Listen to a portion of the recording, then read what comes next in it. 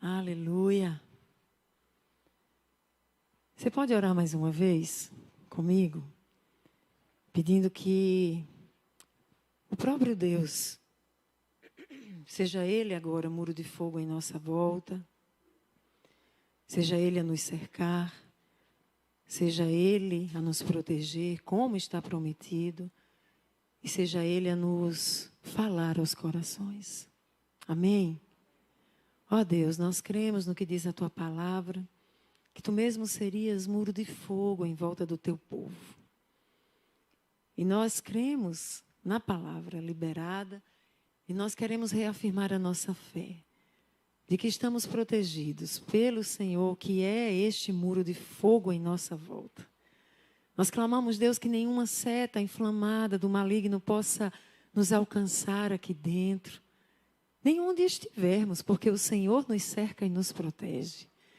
Nós pedimos que o inimigo, que é ladrão por excelência, não possa roubar a semente que será semeada nessa noite.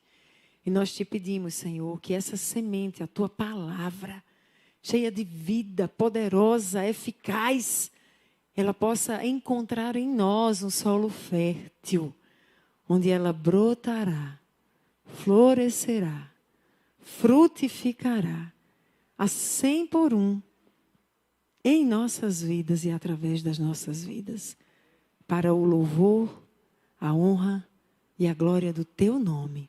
Nós assim oramos em nome de Jesus. E se você orou, você diz? Amém e amém. Pois é, nós estamos na nossa série, a nossa série é sobre a mentalidade apostólica, a partir do ministério apostólico que nos é apresentado no livro de Atos. E nós estamos buscando compreender, a partir das Escrituras, a partir de Atos, como se desenvolveu o ministério apostólico. Como ele se desenvolveu, como nós precisamos absorver, o que nós precisamos absorver de ensino, de instrução, de direção, para que nós assim nos movamos. E no domingo passado, o tema que eu abordei aqui foi sobre o enchimento do Espírito Santo e o quanto ele é essencial para o desenvolvimento do ministério apostólico. Porque tudo que foi feito, desde Jesus Cristo, o apóstolo supremo, foi feito por meio do derramar do Espírito Santo. Então, nós vimos Jesus recebendo o Espírito Santo, ali ao ser batizado. Depois nós vimos Jesus... Alinha o reloginho para mim, por favor, gente. Depois nós vimos ali Jesus sendo cheio do Espírito Santo. Jesus iniciando os seus passos ministeriais e as suas ações sob esse enchimento do Espírito Santo. E depois nós vimos Jesus chamando os futuros apóstolos e lhes dando instrução por meio de quem? Do Espírito Santo. Quem lembra? Levanta a mão, só para eu saber aqui. Tem alguém que lembra da pregação do domingo passado? Oh, glória!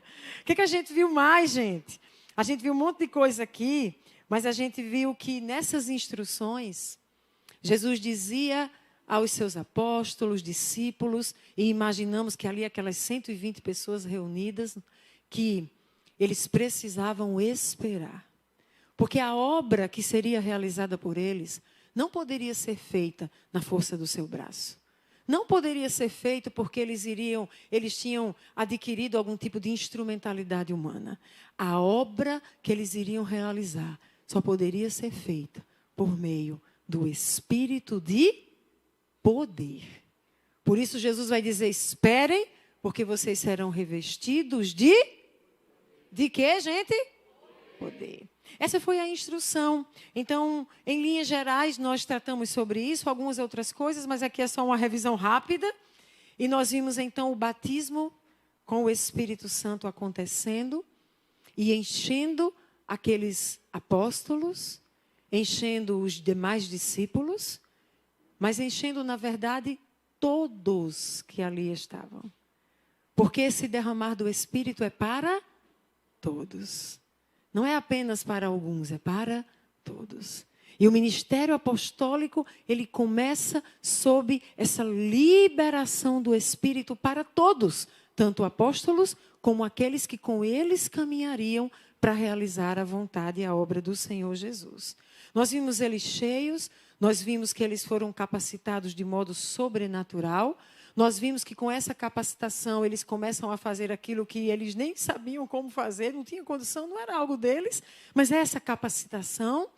E nós vimos também que, embora estivesse havendo um liberar genuíno do Espírito, aqueles que não estavam no mesmo Espírito não discerniram o que estava acontecendo, e mesmo tendo tanto poder de Deus sendo manifesto, alguns olharam e incompreenderam, criticaram, zombaram do que estava acontecendo, porque não entendiam, porque as coisas espirituais só se discernem espiritualmente. Então olha e diz, que loucura é essa? Não entende.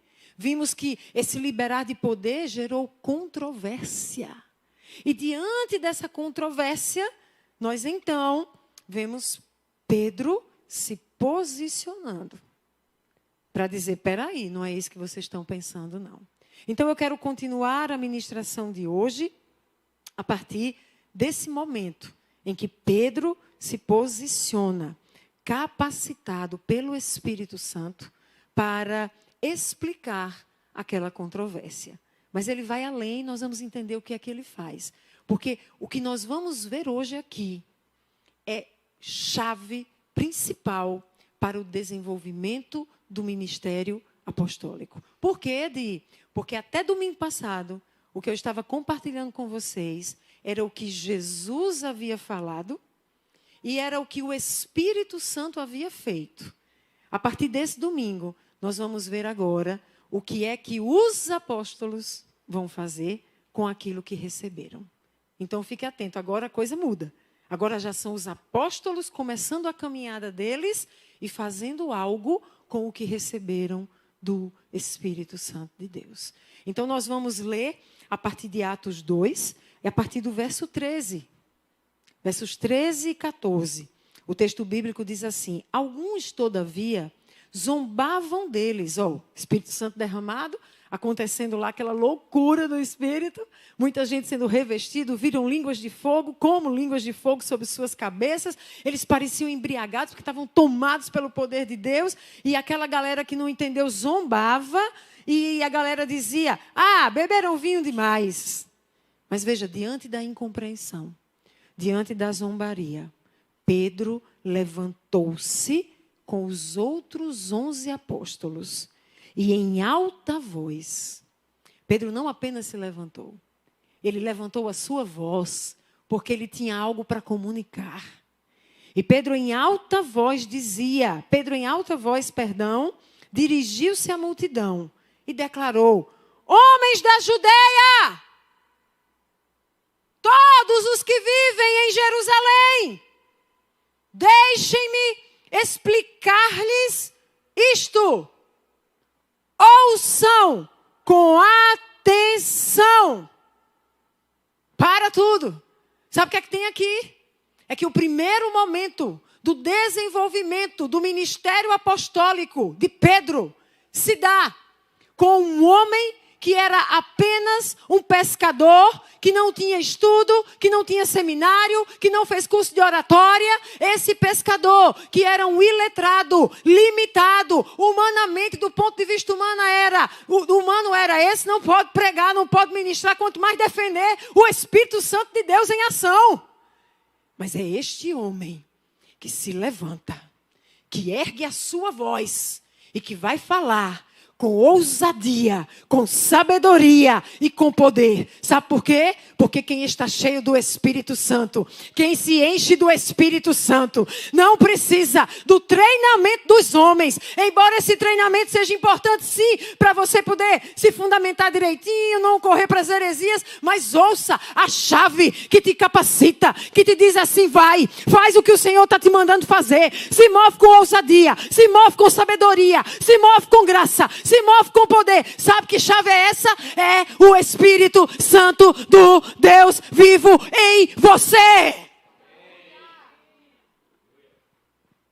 Tem alguém aqui que tem o Espírito Santo? A palavra diz que quando você entrega a sua vida a Jesus, você recebe o dom do Espírito. Você é selado com o Espírito. Ele está aí. Nós vimos no domingo passado que cremos que precisamos desenvolver esse relacionamento com Ele e receber dEle, além da presença, o enchimento de poder pelo batismo do Espírito. Mas veja, mesmo Ele estando, mesmo você não sendo batizado, é o poder de Deus em você, é Deus em você. Não é mais você sozinho, é Deus em você. Isso precisa girar uma chave em nós. Isso precisa fazer com que a gente entenda quando a gente chegar em um lugar, seja no trabalho, seja na faculdade, seja na família, seja onde você estiver. Se Deus te manda fazer algo, você não deve ficar olhando para os lados e dizendo, mas eu não sou capaz. Mas quem sou eu? Não, eu sou tão tímido. Eu sou tão fraquinho. Eu sou tão... Para de dar justificativa, meu irmão, minha irmã. O Senhor te trouxe aqui para dizer, olha, se você se encher do Espírito Santo, Ele fará infinitamente mais do que você poderia pensar, sonhar ou imaginar. E vai ser através de você, assim como você é, porque para que reconheçam que é o poder do Espírito. Então darão glória somente a Ele. Vão olhar e vão dizer, mas esse não era aquele tímido. Era, porque agora é um tímido cheio do Espírito. Mas esse não era aquele que sabia tão pouco. Era, porque agora é alguém que sabia pouco, mas está cheio do Espírito. Ele vai te fazer acessar revelações do alto. Ele vai te dando uma ousadia que você não tinha para aquilo que você dizia, não, jamais faria isso. Quando você vê, fez. O Espírito em você. Era o Espírito em Pedro. E foi o entendimento, gente, de Pedro. De que tinha esse Espírito nele. Que faz com que Pedro se levante. E Pedro erga sua voz. E Pedro fale o que precisava ser falado. Mas eu quero lhe dizer que isso não foi exclusivo para Pedro. Porque você pode pensar assim, pastora, mas Pedro era apóstolo. Eu só sou um crente no Senhor Jesus, eu só criei. Eu quero lhe dizer, amados, que naquele ministério apostólico, nós temos o exemplo, por exemplo, de Estevão. Não era apóstolo, era um diácono. E nós vamos ver Estevão, cheio do Espírito Santo, fazer um dos maiores discursos relatados nas Escrituras. O discurso de Estevão, sabe diante de quem é? Diante do Sinédrio. Era aquela reunião dos papas, dos líderes religiosos top. Quem presidia o Sinédrio era o sumo sacerdote, por aí você tira. Com ele estavam os outros sacerdotes, mas também tinham os doutores da lei, os líderes do povo. É diante deles que Estevão se coloca de pé. E Estevão vai fazer o discurso que está lá em Atos 7. E que tem mais de 50 versículos registrando toda a história que ele vai levantar do povo de Deus. Sabe por que Estevão fez aquilo? Não é porque era apóstolo. É porque era cheio do Espírito. E assim tem sido ao longo da história com tantos homens e mulheres de Deus. Eu não sei, meu irmão, às vezes você se limita e aceita se limitar. Ontem a gente estava com os diáconos, eles estavam numa reunião e Paulo deu essa palavra para eles. Que o critério para serem diáconos está lá em Atos, no comecinho do livro. O critério para serem diáconos não era saber receber bem, empilhar cadeira, estacionar carro, servir as pessoas naquilo que elas necessitavam. Quando os apóstolos vão escolher quem seriam os diáconos, o critério era ser cheio do Espírito Santo, de sabedoria. Se você é a pessoa que abre a porta, se você é aquele que coloca o celular para filmar, se você é alguém que vem aqui e nem está em um ministério, mas você sai lá fora e você atende um cliente, ou atende um paciente, ou ministra uma aula, saiba a diferença na tua vida, onde você estiver, para cumprir o propósito para o qual você foi criado, está em você ser cheio do Espírito de Deus. Ele vai te conduzir à verdade. Ele vai te conduzir à palavra de Deus e a Jesus Cristo revelado nela. Ele não vai te deixar como você está. Ele vai te capacitar, Ele vai te dar ousadia e Ele vai te levar além. Eu quero fazer uma liberação profética. Eu quero declarar aqui que o Espírito Santo te encherá com graça, com sabedoria, com poder. O Espírito Santo te encherá com ousadia para proclamar, declarar, explicar, defender, pregar, evangelizar. O que lhe falta, o Espírito Santo suprirá em você. Então somente deixe Ele te encher. Busque-o para isso, amém? Nós vamos ter administradores cheios do Espírito. Dentistas cheios do Espírito. Médicos cheios do Espírito. Professores cheios do Espírito. Faxineiros cheios do Espírito. Serventes cheios do Espírito. Amém? E assim sucessivamente. Eu não sei qual é a sua profissão, eu não sei em que lugar você está, mas seja cheio do Espírito e você terá uma capacitação sobrenatural para cumprir o propósito da tua existência. Amém? Amém. Agora veja, o derramar do Espírito indicava a liberação da salvação em Cristo Jesus para quem o invocasse, além da capacitação. Como assim, Edi? Para tudo, vamos entender. Pedro se levantou. Pedro ergueu a sua voz. E por que Pedro fez isso? Porque Pedro, ele não ficou envergonhado, nem constrangido diante das acusações, diante da incompreensão, diante das inverdades que estavam sendo ditas sobre o derramar do Espírito. Pedro não ficou quietinho na dele, pensando assim, mas se eu falar vão me rejeitar, mas se eu falar não vão me compreender, mas se eu falar vou ficar em maus lençóis. Não, Pedro ele não se constrange, porque o ministério apostólico, amados, é um ministério que ensina, que fundamenta, que direciona. Então ele não se cala. Ele não fica constrangido, envergonhado e só ouve, só. Não, quem está sob essa unção apostólica tem a ousadia de se posicionar para dizer não. Isso que está sendo dito está errado. Não é assim que a palavra fala. Não é isso que está acontecendo. E sabe defender tanto os acontecimentos, como levar aquele que está no erro à verdade que liberta. Amém? Pedro, ele se posiciona e ele vai explicar o derramar do Espírito como um cumprimento do que havia sido predito por Joel. Era profecia de Joel. Pedro explica e nós vimos então alguns aceitando, outros não. Mas Pedro não se calou. No último domingo aqui, nós tivemos um derramar do Espírito sobrenatural e pessoas ficaram ali pelo chão, pessoas caíram tendo choques no seu corpo, pessoas até gritaram, pessoas estavam chorando, outros se tremendo inteiro. E talvez alguns olhando aquilo ficaram assustados. E o que é isso? O que é isso? Mas sabe o que é tremendo? E eu quero dar esse testemunho. É que na segunda-feira, alguns irmãos me procuraram e disseram assim, Edi, tal pessoa estava na Zoe e ficou muito chocada. Tal pessoa estava na Zoe e ficou assustada quando viu aquela pessoa no chão se tremendo.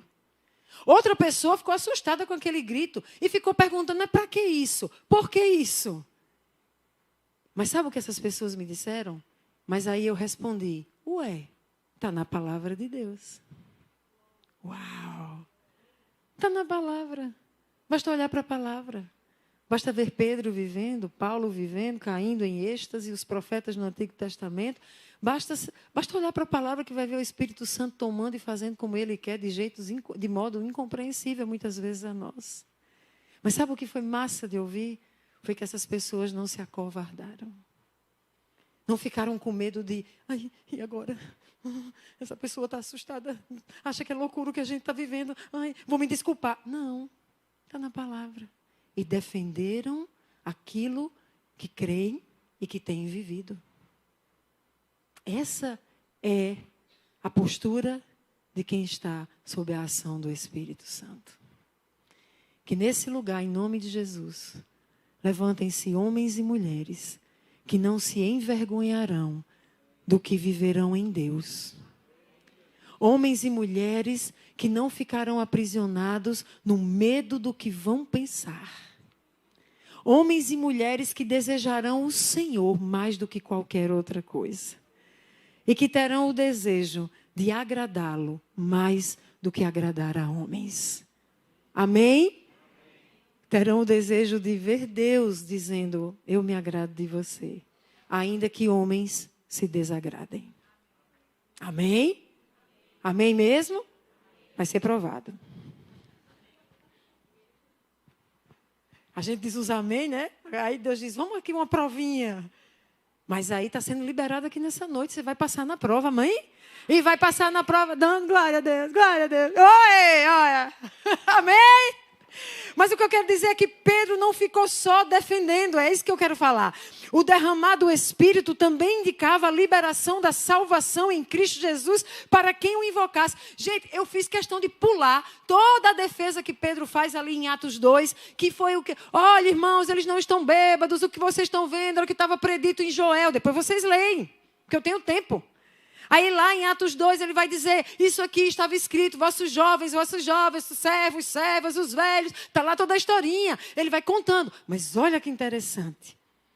No verso 21, Pedro encerra a explicação do acontecimento do batismo no Espírito Santo. Pedro encerra a explicação que apontava para o que Joel tinha predito. Olha como é que Pedro encerra no verso 21. E todo aquele que invocar o nome do Senhor será salvo. Gente, o derramar do Espírito não se limita a conceder sonhos, visões, palavras proféticas.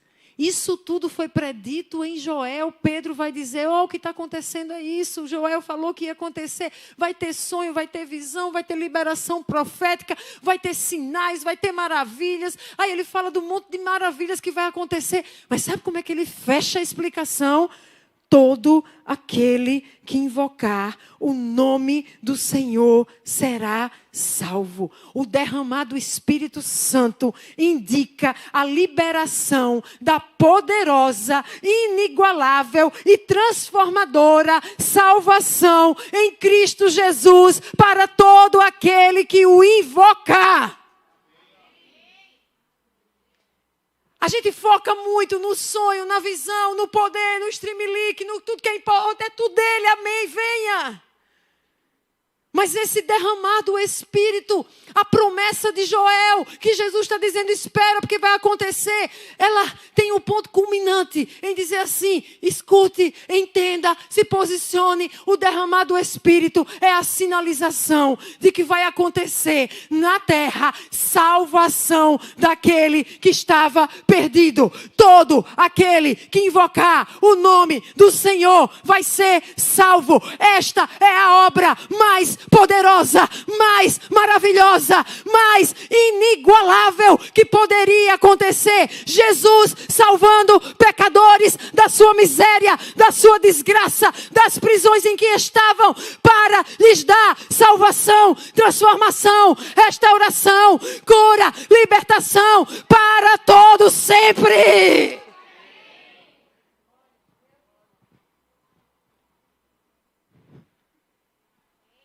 Aleluia! Que grande notícia! Que boa nova!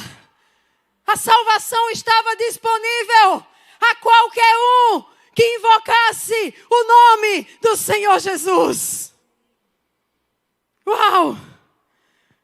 E é tão interessante porque o contexto da profecia de Joel é um contexto em que não importa o gênero, se é homem ou mulher. Não importa a idade, se é jovem ou velho. Não importa nem mesmo a condição social, se é servo ou serva. seria derramado sobre todos. E então qualquer, basta invocar o nome de Jesus para ser salvo. É da criança ao adolescente, ao jovem, ao velho, ao homem, à mulher, ao pobre, ao rico. Basta invocar o nome de Jesus.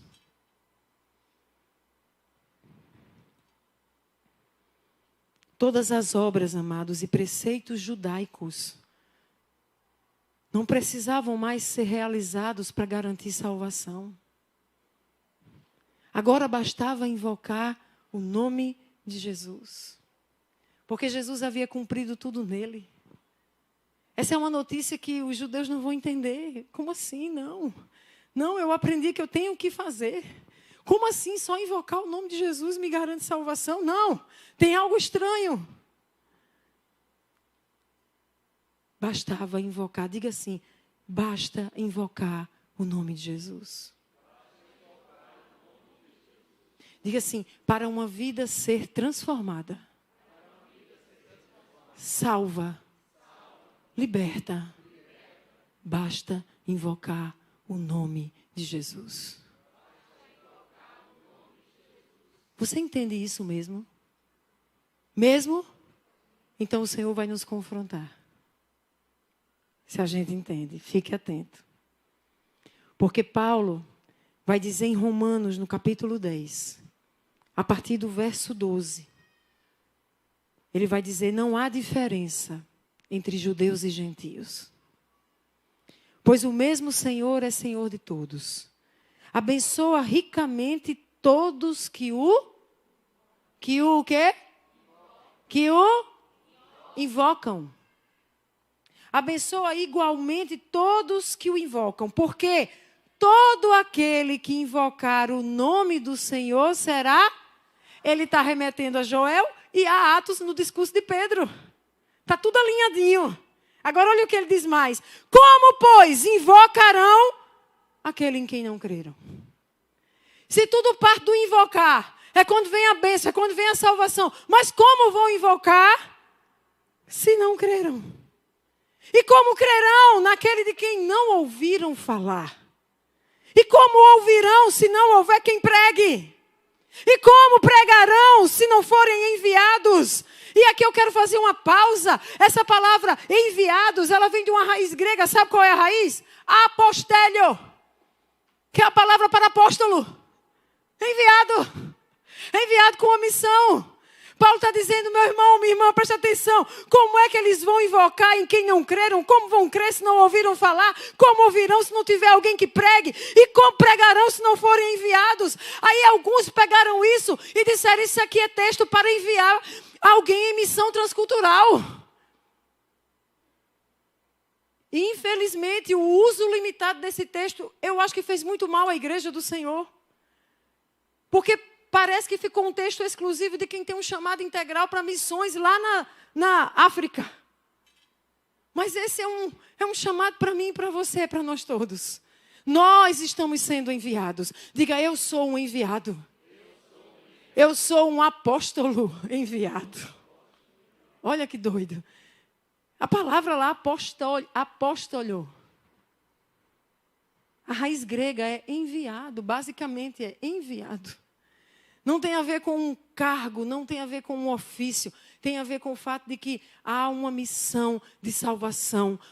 Jesus veio, Jesus subiu aos céus, Jesus mandou o Espírito foi derramado. E o Espírito, quando estava sendo derramado, Pedro disse, vocês estão vendo o que está acontecendo aqui? Todos agora que invocarem o nome de Jesus serão salvos. Agora, Paulo vai dizer como é que vão ser salvos. E vão invocar se não creram. E como é que vão crer se ninguém pregar? E como é que vão pregar se não tiver uma galera sendo enviada na faculdade, na casa, no estudo, na família, no trabalho? Como? Se ficarmos todos aqui dentro, de domingo a domingo, como ouvirão? Como crerão? Como invocarão o nome daquele que vai transformar radicalmente as suas vidas? Ai, gente. Paulo continua e diz, como está escrito, como são belos os pés dos que anunciam boas novas. O ministério apostólico, ele se desenvolveu a partir de homens que disseram: eis-me aqui, envia-me a mim. Não foi um grupo especial, amados. Quem estava ali reunido no cenáculo, que recebeu desse Espírito e saiu, não saíram só os 12. Eles saíram e se espalharam. Algumas cidades onde Paulo chegou, já tinha alguém lá que tinha implantado uma igreja, já estava pregando. Que não tinha ofício de apóstolo, mas era um apóstolo por ser enviado e ir em missão. Eis-me aqui, envia-me a mim. Você tem dito isso a Jesus? Quando vai para a escola, meninas. Quando vai para o trabalho, homens e mulheres. Quando vão à faculdade, envia-me a mim. Porque eu serei essa boca a proclamar Jesus. Basta você invocá-lo e será salvo. A palavra de hoje é sobre Jesus. Porque o ministério apostólico, ele é cristocêntrico. É tudo sobre Jesus. O Espírito capacita. Os sonhos são maravilhosos para trazer revelação e direção. As visões nos ajudam muito a avançar. O poder nos faz ousar, tira o medo, nos dá coragem, ousadia. Mas tudo isso é por causa de Jesus. É nele que está a salvação e a transformação de vidas.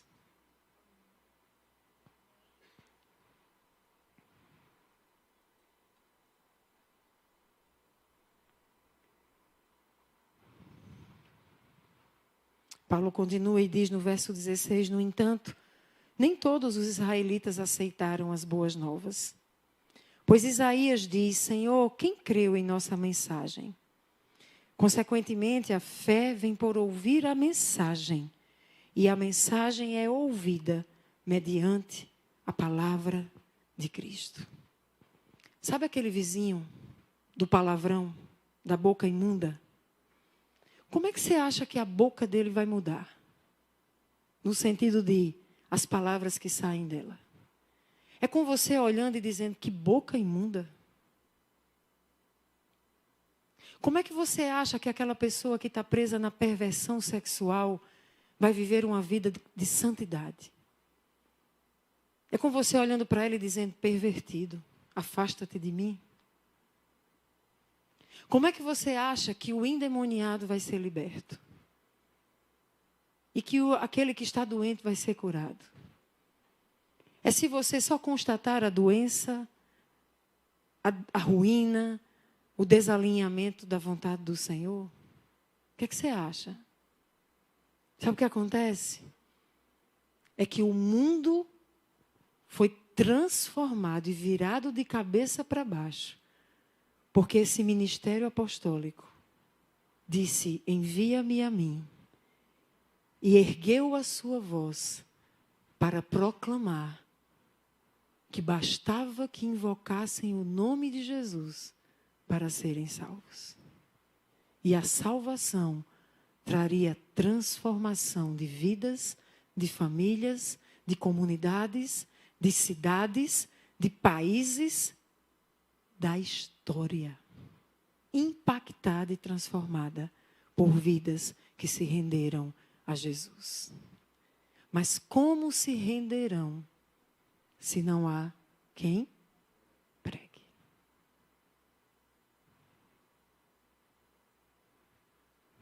Como ouvirão falar de Jesus? E se eu falar e ninguém se entregar? Eles passaram por isso também. E o profeta Isaías disse que teriam alguns que não creriam. Mas muitos creram. Nós cremos e estamos aqui. Eu quero caminhar para o final dessa palavra, olhando para a segunda parte da proclamação de Pedro. Vejam o que eu estou construindo com vocês para ver se muda a nossa mentalidade, gente. O ministério apostólico começa com o derramar do Espírito, o enchimento do Espírito. E aí esses homens cheios do Espírito vão se posicionar e eles começam a agir. E o primeiro registro de ação de Pedro foi comunicando, foi explicando um acontecimento. Esse acontecimento aqui não é porque estavam bêbados, está tudo errado é que vocês estão dizendo, e eu vou dizer o que é certo. E ele diz. Ele explica a predição de Joel e ele termina falando sobre a sinalização de que o derramado do Espírito apontava para a salvação a todo aquele que invocasse o nome do Senhor. Estão comigo? Agora veja a continuação da fala de Pedro. Atos 2, a partir do verso 22. Israelitas, ouçam essas palavras. Qual é a primeira palavrinha que tem depois do ouçam? É o quê? É o quê, gente? Vocês estão tímidos? Qual é a primeira palavra que tem depois do grito de Pedro? Ouçam! Jesus. Ouçam estas palavras. O que é que tem depois? Jesus. Ele vai começar a falar de Jesus. E ele vai dizer, olha, Jesus foi aprovado por Deus diante de vocês por meio de milagres, maravilhas e sinais que Deus fez entre vocês por intermédio dele, como vocês mesmos sabem. Pedro associou a aprovação divina a Jesus com os sinais, milagres e maravilhas, que era o próprio Deus quem estava fazendo. Ei, porque a igreja do Senhor acha que pode caminhar sem sinalizar milagres, sinais e maravilhas? De onde veio esse ensino equivocado? De que eu prego Jesus, eu falo de Jesus, eu estudo a Bíblia, mas ficamos apenas no campo da proclamação. Nunca foi assim com Jesus. E não foi assim com os seus apóstolos. E Pedro, quando vai falar, vai dizer, olha, Deus o aprovou. Sabe como é que Deus o aprovou? Por meio dos sinais, das maravilhas e dos milagres que era o próprio Deus fazendo. Agora, minha gente, se a gente foi enviado como Jesus para fazer como Jesus, o que faz parte do nosso chamado? Nós vamos proclamar Jesus? Sim. Nós vamos declarar as boas novas? Sim. Mas elas não ficam apenas num campo cognitivo. Nós estamos ali sendo instrumentos para que se manifestem sinais, milagres e maravilhas. As pessoas verão isso e elas vão crer no Deus sobre quem estamos falando. Amém mesmo? Diga assim, Senhor Jesus, sinaliza através da minha vida que Tu estás em mim, que Tu estás comigo e que Tu te revelas através do meu viver, com sinais, maravilhas e milagres. Amém? Crê, Camila, que você pode... Crê, Camila, que você pode ser instrumento para sinais, milagres e maravilhas lá no seu colégio e dentro da sua casa? Alguém mais aqui crê no seu ambiente de trabalho? Alguém aqui crê dentro do ônibus? No sinal? No shopping? No avião? Senhor, nos destrava em nome de Jesus. Senhor, nós te clamamos, chegou o tempo em que nós queremos avançar, não para construir uma obra humana, mas para construir e realizar o propósito do teu coração. Nós somos homens e mulheres que receberam o teu Espírito e nós queremos proclamar Jesus e sinalizar o quanto Ele é vivo e real. Oh, usa-nos com sinais, milagres e maravilhas. Te clamamos em o nome de Jesus.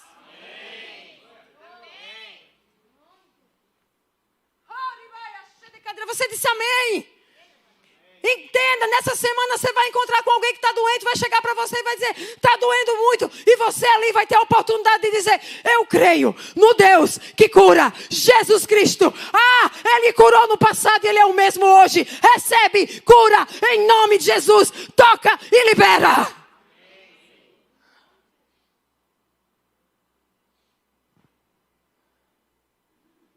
Mas eu tenho tanta vergonha.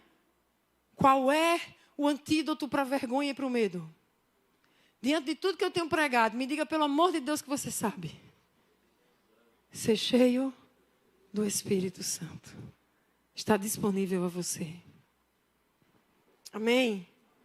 Aí no verso 23, Pedro continua e diz, este homem lhes foi entregue.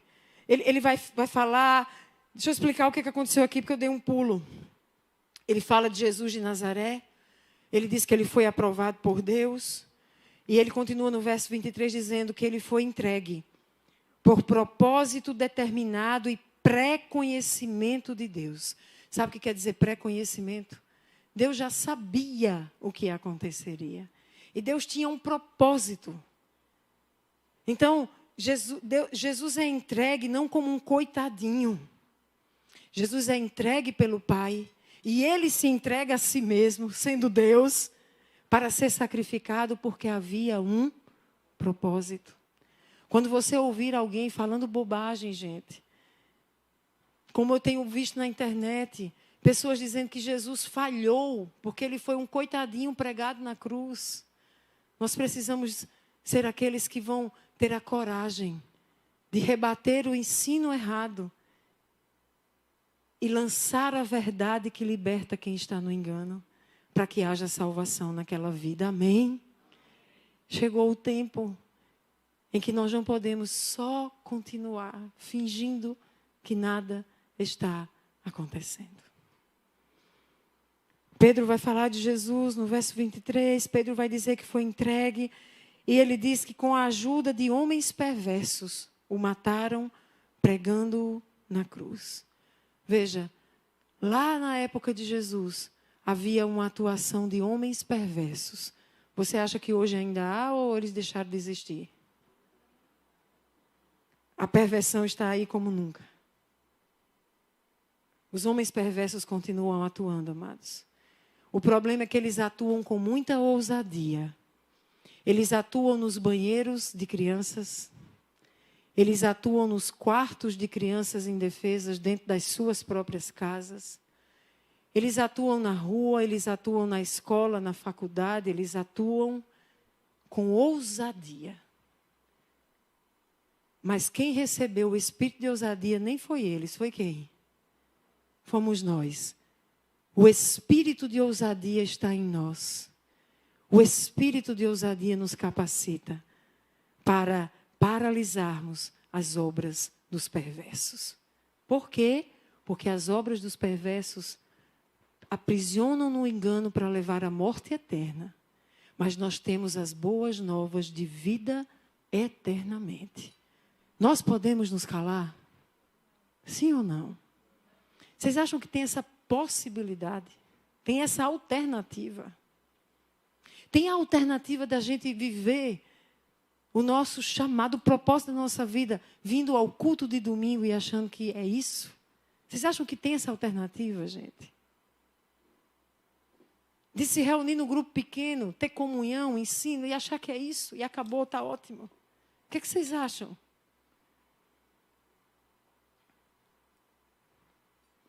Com a ajuda de homens perversos, o mataram pregando-o na cruz. Mas olha o verso 24. Mas Deus o ressuscitou dos mortos, rompendo os laços da morte, porque era impossível que a morte o retivesse. Ouça, Jesus não está morto.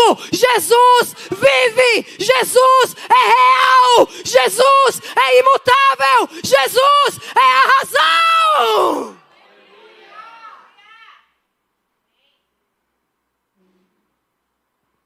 É sobre Jesus.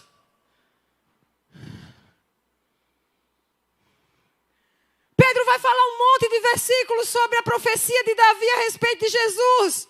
E aí no verso 29, no seu discurso, ele vai dizer, irmãos, deixa eu dizer uma coisa com franqueza. O patriarca Davi morreu. Foi sepultado. Seu túmulo está entre nós até o dia de hoje.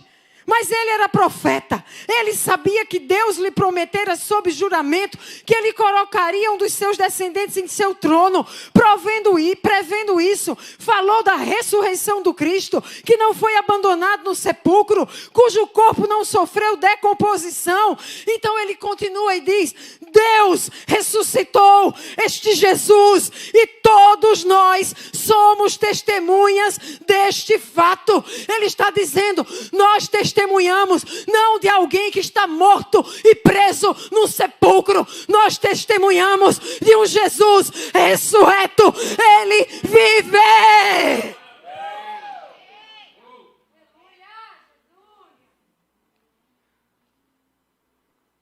Porque ele vive, posso crer no amanhã. Porque ele vive, temor não há, mas eu bem sei. Eu sei que a minha vida está nas mãos do meu Jesus, que vivo está. Jesus vive. Agora escute, não são apenas os apóstolos que testemunharam ele em carne e osso, com corpo glorificado, que são chamados de testemunhas. Sabe por quê? Porque quando Jesus nos envia lá na grande comissão, ele diz: vocês serão minhas testemunhas. Tem alguma testemunha de Cristo aqui? Nós podemos não ter visto Jesus encarnado com nossos olhos naturais, mas eu quero lhe dizer que nós temos visto a cada dia Jesus operando com poder na nossa história. Nós não vimos Jesus encarnado com os nossos olhos naturais, mas temos visto Jesus que vive real, operando na nossa história. Então deixa eu lhe perguntar. Alguém aqui tem um testemunho sobre Jesus? O que Jesus fez na tua vida? Quem aqui, se eu pedisse agora para você dizer, me diga algo que Jesus fez na tua vida. Tem algo que Jesus fez na tua vida? Tem algo que você pode dizer, olha, tem um antes e um depois. Olha, não foi imediatamente, talvez não tenha sido para muitos, mas ao longo da minha vida, como Jesus tem intervido e como Ele vem me transformando. Olha, eu era assim, depois Ele fez isso, agora mesmo Ele continua fazendo isso. Porque sabe o que acontece? É que essa salvação em Cristo, ela vai sendo desenvolvida por nós a partir da nossa experiência com Ele, com o Seu Espírito. E nós vamos colecionando testemunhos do Jesus que vive e é real na nossa história e continua a operar até que Ele mesmo volte. Gente, isso é tão poderoso. O ministério apostólico em Atos, ele nasce sob o testemunho de quem Jesus é.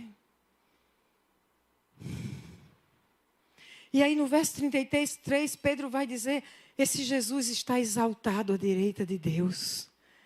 Mas olha que interessante, ele remete de novo ao Espírito Santo. Ele recebeu do Pai o Espírito Santo prometido. E o que é que ele fez? Derramou o que vocês hoje ouvem e veem.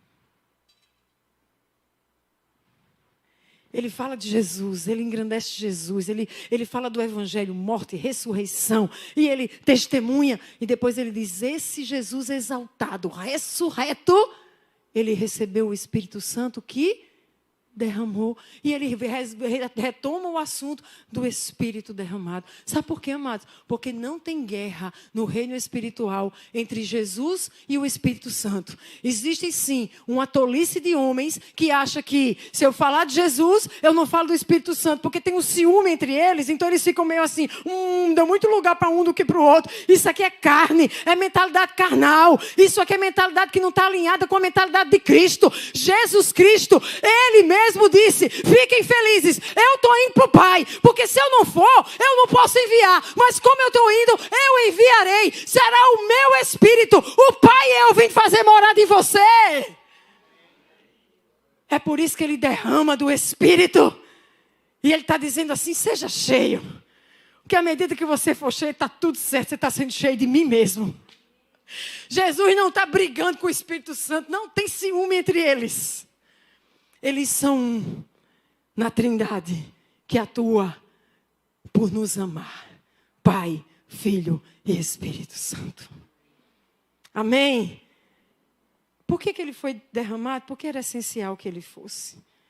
E aí, amados, no verso 34, Pedro continua e diz, Davi não subiu ao céu, mas ele mesmo declarou, o Senhor disse ao meu Senhor, senta-te à minha direita, até que eu ponha os teus inimigos como estrado para os teus pés. Ele está dizendo que Jesus ressuscitou, ele está dizendo que Jesus foi exaltado, ele está dizendo que Jesus recebeu o Espírito e mandou o Espírito para nós, derramando o Espírito sobre nós, e depois Pedro vai dizer, agora sabe onde é que esse Jesus está? Ele está assentado à direita de Deus, e sabe o que vai acontecer com todos os inimigos dele? Serão colocados debaixo dos seus pés. A igreja que tem a mentalidade de Cristo, que não tem uma mentalidade carnal, ela não teme nenhum inimigo do Senhor, o nosso Deus. Nenhum deles é maior. Porque sabe o que acontecerá com todos os inimigos do Pai?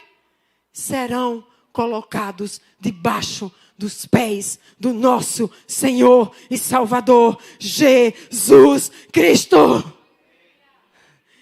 Por isso Pedro continua e diz, portanto, que todo Israel, está dizendo que todo o povo fique certo. Este Jesus a quem vocês crucificaram. Escute, este Jesus que foi um dia crucificado, não é coitadinho preso numa cruz. Não é coitadinho morto numa cruz. Deus o fez Senhor e Cristo. Diga, o meu Jesus é Senhor. É dele a palavra de poder. É dele o governo. É dele o domínio. Ele é o rei. Então por que é que você fica tão desesperado quando troca o governo da nação? Agora acabou a sua vida. Por que eu vi tantos crentes desesperados? Quem é que está no governo? Na minha vida é Jesus. E da sua?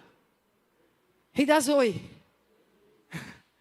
E quando as notícias do jornal estiverem querendo causar pânico em várias dimensões e frentes, como é que você acorda e se mantém lúcido? E agora? E agora? Ou o meu Jesus ressuscitou. O meu Jesus vive. O meu Jesus é Senhor. E o meu Jesus é o Senhor da minha vida. É Ele quem está no governo da minha história. Quer saber o que vai acontecer comigo? É aquilo que vai ser vontade dEle. E o que o inimigo quiser estabelecer, este inimigo já está debaixo dos seus pés.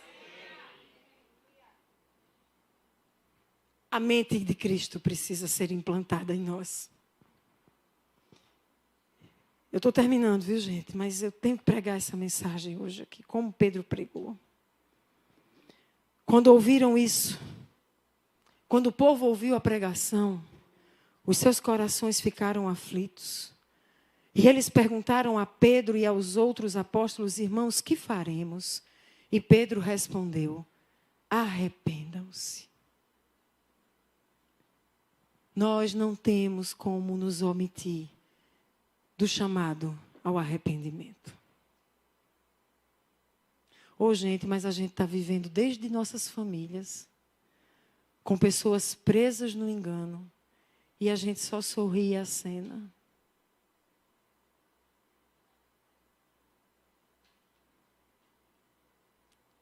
E a gente está vendo tantas coisas para além da nossa família, e a gente só não quer ter dor de cabeça. Mas escute, Jesus vive. E só vão recebê-lo quem o invocar. Mas para o invocar tem que crer. E para que crer, tem que alguém pregar para ele. E essa pregação tem que passar por um chamado ao arrependimento. E o chamado ao arrependimento vai implicar apontar pecados. Não é apontar o pecador, mas é dizer, você precisa se arrepender de uma vida distante, em rebelião contra Deus, que é Senhor, Ele é teu Senhor. Você precisa abrir mão do pecado. Você precisa dizer, o que eu vivia, como eu vivia. Isso aqui era a vontade dEle? Não era, eu tenho que deixar. Arrependam-se. Cada um seja batizado. Tem alguém aqui que ainda não foi batizado e entregou sua vida a Jesus hoje? Tem alguém do nosso meio que já entregou a vida a Jesus, mas nunca foi batizado aqui na Zoe ainda, pelo menos? Que a gente precisa batizar? 1, 2, 3, 4. Se é sua vontade, 5, 6, ser batizado. Procure a pastora Lilian. Dê seu nome, diga, Lilian, eu quero ser batizada. A gente precisa marcar o batismo o quanto antes. Pedro diz, arrependam-se, sejam batizados em nome de Jesus. Aí olha de novo, gente, para perdão de pecados, mas para receber o dom do Espírito. O arrependimento não só concede perdão, o arrependimento está associado ao fato de você receber o dom do Espírito. Ele termina dizendo, a promessa é para vocês, para os seus filhos, para todos os que estão longe, para todos quantos o Senhor, o nosso Deus, chamar. E no verso 40 ele diz, com muitas outras palavras, os advertia e insistia com eles, salvem-se desta geração corrompida. Primeiro século da igreja, o apóstolo estava dizendo, existe uma geração corrompida, salvem-se dela. Isso ele está pregando para os que estavam perdidos. Mas ele tinha a mensagem para salvar os que estavam nessa geração corrompida. Como é que vocês acham que está a nossa geração? Eu quero lhe dizer que a corrupção está potencializada nesses tempos do fim. E eu quero que você veja algumas imagens que eu trouxe. O nível de corrupção com o qual nós estamos lidando. Crianças aprendendo sobre o satanismo em sala de aula.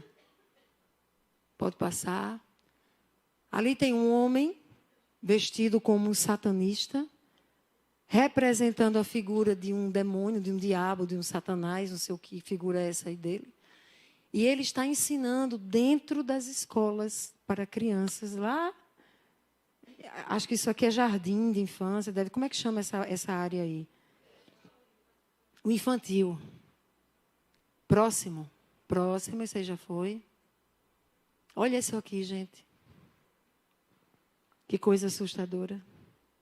O que é que você acha que uma criança dessa idade... Não, antes, por favor. Uma criança dessa idade, sendo vestida assim, já colocada em volta... Eu esqueci o nome disso aqui. O pentagrama. E provavelmente elas estão sendo orientadas a fazer declarações. Como é que vocês acham que essas crianças vão se desenvolver? Sob que atuação? Por fim, você vai ver a imagem de algo que se parece com Beuzebu diante das crianças. Para que elas percam aquele medo do que a cultura cristã apontou como sendo algo ruim. E elas possam se aproximar e receber dele conselho, ensino. E tê-lo na vida dela como alguém que é aceitável e até um orientador. Esse é o nível de perversão em que estamos. Eles foram até as crianças. Não estão mais nos adultos, é nas crianças. Agora, a mentezinha dessa criança formada aí, por Beuzebu. Se tem um ritual para consagração, imagine como será o desenvolvimento para a gente chegar com o evangelho e pregar depois que ela está toda formada e nos lácidos. A gente tem uma outra imagem. E é na área da perversão sexual. Porque Satanás atua muito, sexualidade está lá muito envolvida. Isso aqui, gente, eu não sei qual foi o lugar especificamente, mas vocês veem as crianças em volta? E essa mulher, ela vai fazer algumas danças nesse cano para as crianças assistirem. Ela está com as pernas abertas, depois ela começa a dançar em volta do cano, com um biquíni que deixa tudo à mostra. Por que essa perversão com as crianças? Eu soube que na Escócia, uma criança de 4 anos que queira mudar o sexo, os pais não têm o direito de se opor. 4 anos. E ela vai se mutilar e não tem volta para o resto da vida. O problema é que a identidade dela, por isso chama identidade de gênero, a identidade dela vai ser roubada dela. Por toda a sua vida. Eu podia falar muito aqui, eu poderia trazer muitas imagens. O que eu quero dizer a você é que a corrupção da humanidade é real. Ela parece potencializada nesses tempos do fim. Há uma geração pervertida que está tragando vidas eternamente. A coisa está rasgada, a coisa está ampliada. E os filhos de vocês que estão grávidas vão estar no meio dessa geração. E talvez chegue o tempo em que na escola, se você disser, eu não quero meu filho aprendendo com satanista, você seja processado, intimidado e tem até a guarda do seu filho sendo tomada. Na Escócia estão tomando as guardas se o pai disser que a criança não pode cortar o pênis aos 4 anos porque acha que é mulher. Tentam distorcer quem é Jesus. E Jesus é aceitável se ele for o Jesus legal, que te ama como você é, e você só precisa permanecer como está, porque afinal ele é amor. Tentam reescrever as Escrituras, para que tudo que seja apontado como algo que você tenha que se arrepender, seja retirado. Afinal, você não precisa se arrepender. Continua sem se arrepender, que você continua sem ser salvo. Mas nós, amados, somos agentes da salvação de uma geração corrompida. O ministério apostólico, ele estava em meio a uma geração corrompida.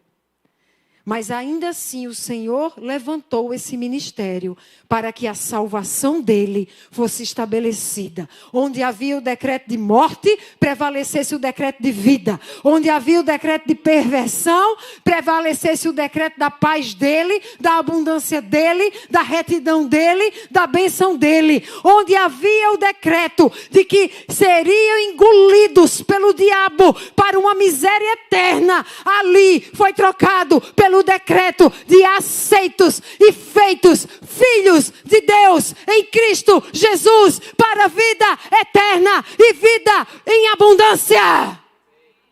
Nós somos os portadores desta mensagem. Então Pedro encerra dizendo no verso 41, os que aceitaram a mensagem foram batizados e naquele dia houve um acréscimo de cerca de 3.000 pessoas. Há uma mensagem precisando ser proclamada em uma geração corrompida. E, amados, o chamado apostólico tem a ver com a proclamação dessa mensagem. O mundo precisa ouvir sobre Jesus. É de se nos incriminarem, já começa um movimento para incriminar. Até me mandaram alguém que já está processado porque falou que alguma prática do ocultismo era de demônio e a pessoa, o padre ou foi o pastor, foi processado.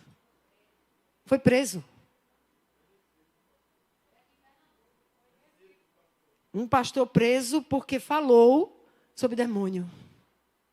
E a gente tem o seminário de libertação. Mas quem tem a mentalidade apostólica, quem tem a mentalidade de Cristo, a mentalidade apostólica é a mente de Cristo, ele é o apóstolo supremo. É isso que eu estou tentando ensinar aqui. Quem tem essa mentalidade, amados, não está olhando para os seus ganhos e perdas. Não vive para os seus ganhos e perdas. Está disposto a ser preso.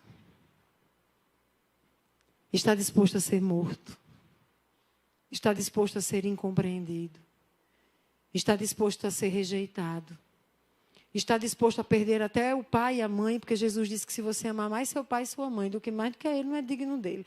Está disposto a perder até marido e filhos, mas Jesus disse que se você amar mais eles, você não é digno dele. Mas esse é o chamado de Cristo para um tempo como esse, como nunca foi, a meu ver, tão importante acordar a igreja. Eu tive com irmãos que disseram assim: ô pastor, a gente foi para uma igreja X e a gente ouviu uma pregação lá, a pregação de um pastor, que ele é tão amoroso. Ô pastora, quando a pregação terminou, eu olhei para a mulher e disse assim: isso é que é pregação. A gente estava bem. Ai, que coisa boa. E a gente pensou: meu Deus, lá na Zoe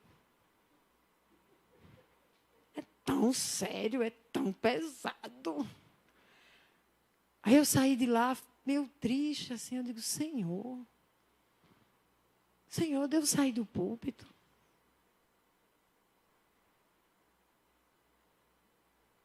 Devo deixar que seja uma pregação mais pastoral? Que as pessoas se sintam mais cuidadas do Pai, acariciadas, amadas, ensinadas com mais aquela coisa do cuidado mesmo. Olha, Deus está com você, que é um ensino que é necessário. É isso, Deus. Eu acho que isso talvez seja o melhor.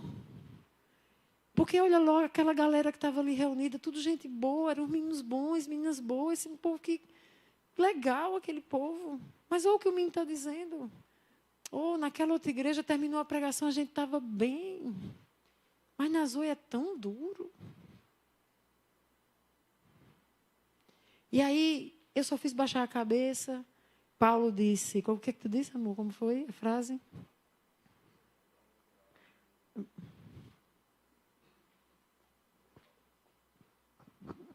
Se você for para um lugar onde o evangelho não te confronta, não mostra o que você precisa mudar e como você precisa mudar, a gente precisa ter cuidado.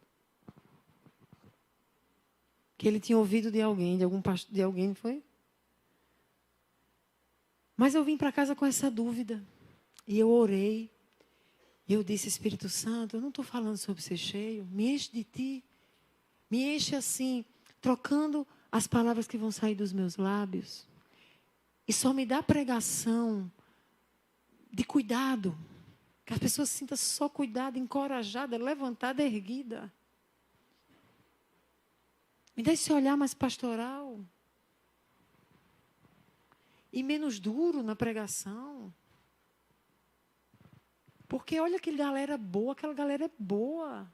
Podia estar todo mundo feliz caminhando com a gente, mas estão em outros cantos, porque lá é mais tranquilo o negócio. E aí, quando eu acordei, eu recebi o vídeo do John Bevere, que eu apresentei a Paulo e Paulo falou para vocês. E o vídeo dizia de crentes que eles são quentes quando estão com os quentes e dão glória a Deus e aleluia. Mas eles também conseguem vir aqui para os frios e parecerem aqueles que só se adequam à mentalidade carnal. Do viver para si mesmo, para juntar, para ter, para ser feliz e ir. Mas esses, o Senhor está a ponto de vomitar. E eu entendi a mensagem. E eu disse: não, Senhor. Que nós possamos seguir pregando o Evangelho. Quando o Senhor mandar palavra para cuidar, que seja de cuidar. Mas quando for a palavra, que a igreja precisa ser confrontada. Para se posicionar. Para ter a mentalidade transformada. Que assim aconteça. Para que o teu povo não seja vomitado da tua boca.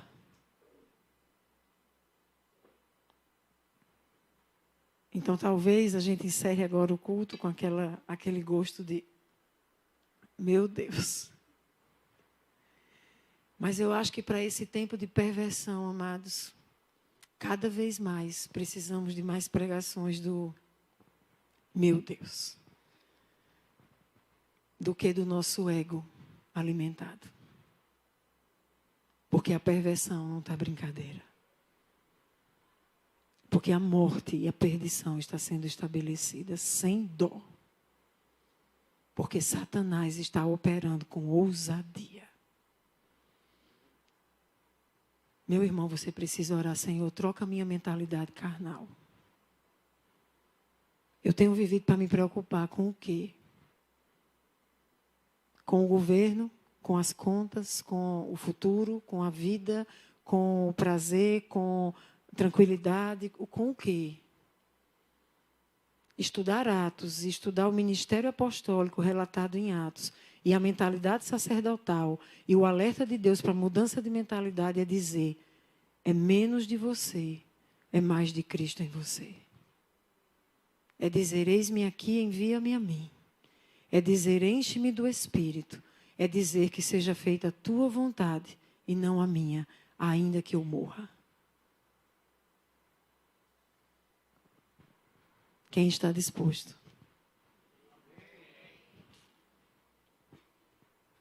Temos pessoas aqui dispostas? E se eu dissesse assim, vamos essa semana não ter CEP, como nós temos? E eu quero convidar você a abrir a sua casa e convidar um vizinho para testemunhar Jesus na sua vida. Ainda tem um amém aí? Então vamos fazer? Entendendo o ministério apostólico? Todos nós vamos abrir mão do CEP. Aí eu não sei se a gente vai fazer terça, porque está em cima, mas se der terça, ótimo. Mas durante a semana você vai chamar um vizinho, você vai preparar a mesa como você prepara lá no CEP. Você vai fazer um lanchinho. Você vai chamar um vizinho, uma amiga de faculdade, um amigo, não sei como, do trabalho, alguém. Eu estou dizendo vizinho porque é o mais fácil, você não tem desculpa. Você bate do lado. Tlinglom. Eu queria lhe chamar para um lanchinho lá em casa. Sou seu vizinho. Aí ele vai. E lá você vai dizer, olha esse lanche. Lancha, e depois você vai dizer, eu queria dar um testemunho do que Jesus fez na minha vida. Quando eu perguntei aqui, alguém tem testemunho sobre o que Jesus fez? A maioria disse, eu tenho. Não foi? Vamos compartilhar esse testemunho? Pelo seu testemunho, aquele vizinho pode ali, ouvindo, se entregar a Jesus. Eu confesso que eu tive um medinho de dizer, meu Deus, se um monte de gente se entregar a Jesus e chegar no culto da Zoe. Meu Deus, o culto da Zoe. Mas ali na mesma hora o Senhor me disse, o apóstolo Pedro não estava preocupado com o que eles estavam achando. Ele só queria ser o instrumento do Espírito Santo. Se o Espírito Santo vier, deixa o Espírito Santo fazer. Vai ser no culto das 8, 3 horas de culto, do jeito que for, vai ser no culto das 8. Mas nós não podemos mais adiar a proclamação e o testemunho do que Jesus tem feito em nossas vidas. Amém, gente? Isso faz parte de um ministério apostólico. E não é só para as ovelhas. Todos nós estamos desafiados. Todos nós. Amém mesmo? Eu quero só dar um testemunho de Valéria. Eu soube que Valéria pegou um CEP. Ninguém tinha dado comando para ela, nenhum disso. Mas ela pegou um CEP, fez na praia o CEP dela. E convidou, algumas irmãs do CEP dela convidaram vizinhas do Valparaíso, não foi assim? As vizinhas foram lá entregar a vida a Jesus, não foi? E algumas até estão aqui caminhando com a gente. Olha isso, gente. E ninguém nem tinha mandado Valéria fazer. Agora imagina se a gente fizer, debaixo desse desafio, com fé, com confiança, o que é que a gente pode ter de frutos e de vidas durante esta semana. Meu Deus! Então, tem alguém aqui que aceita o desafio? Levante sua mão para Deus ver. Que você vai abrir a sua casa. Fica com a mão levantada, eu quero ver também. Você vai abrir a sua casa. Você vai convidar um vizinho. Você vai fazer um lanchinho. Cadê tu, Vitor? Muito bem, Vitor. Cadê você, Simone? Muito bem. E você vai chamar um vizinho, fazer o lanchinho e vai testemunhar de Jesus para ele. Amém? Aí o resto deixa com o Espírito Santo. A obra é dele. Ok? Vamos orar? Senhor, o Espírito Santo foi derramado. O Espírito Santo sinalizou que estava liberada a salvação para todo aquele que invocasse o nome de Jesus. E o Espírito Santo também capacitou aqueles que não tinham condições para romperem com graça, ousadia, sabedoria, poder, assim como Pedro. E nós queremos hoje te dizer que levantamos as nossas mãos, porque queremos romper também, é tempo de avançar. A gente não sabe como vai fazer direito, a gente não sabe o que vai acontecer de resultado, talvez muitos nem queiram. Mas nós só queremos fazer como o Senhor nos desafia. Então, Senhor, nos dê a pessoa quem a gente vai convidar. Mas se também o Senhor não der, nos dê ousadia para tocar uma campainha que esteja na nossa frente. E quando alguém sair, nos dê esse amor, amar como o Senhor amou, para olhar para essa vida e dizer, ela poderia passar o resto da eternidade num lugar de dor, de sofrimento, separada do Pai, mas o Senhor pode me usar para salvar essa vida para sempre. Então, sob esse olhar de amor, nos dá coragem, ousadia e a graça e a sabedoria no falar, no convidar, no testemunhar. E, Senhor, nos dá alegria de ver vidas, de ouvir sobre vidas que se entregaram, que se renderam, que aceitaram um convite para ir além, para saber um pouco mais. De repente, para vir na escola bíblica com Raíssa, ouvir sobre quem é Jesus. Ou estar conosco num culto público. Não sabemos, Senhor, mas só queremos pedir a Tua ajuda, a Tua direção, a Tua condução para esse avanço nosso que nunca fizemos. É um tempo de avançar. É um tempo de superação. Nós vamos ter essa superação essa semana. Então, Senhor, nos abençoa. Como abençoaste a Pedro, que após falar, 3.000 se entregaram. Senhor, nos abençoa, para que comecemos a nos alegrar, com as redes vindo cheias, e com este lugar ficando pequeno, para as vidas que conhecerão Jesus como Senhor, Salvador, transformador, restaurador, libertador das suas histórias, das suas vidas. Faz através de nós assim pedimos em nome de Jesus. Amém.